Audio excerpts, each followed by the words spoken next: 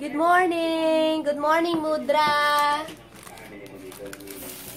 Busy ka. Dedma. Let's do Tagalog word of the day.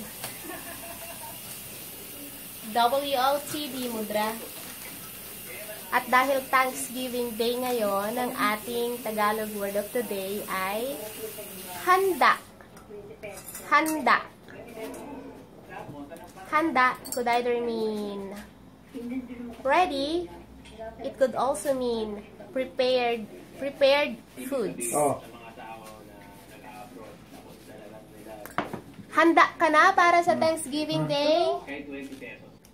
Handa na ba kayo para sa Thanksgiving Day? Handa ka na ba? Naghahanda pa lang. Handa ka na ba para sa Thanksgiving Day? Naghahanda pa lang.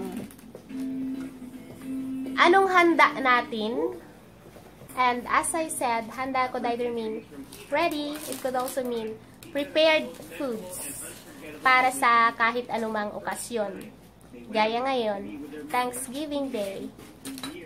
Ang handa natin ay turkey, Suman, pabo, turkey, pabo, Suman, Bibingka. Dad woke up so early and started cooking. What else, Mudra? Are we gonna make mashed potatoes? Yes? Yes. What are you thankful for? Thank you, Lord, for the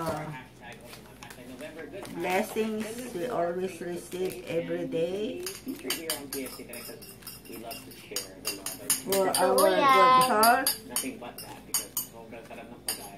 And thank you for healing the asthmatic kid. Thank you for the almost 5,000 YouTube subscribers. Hooray! I think I'm gonna hit 5K next month, Mudra. Dedma? Well, that's all. That's all for our Tagalog WOTD.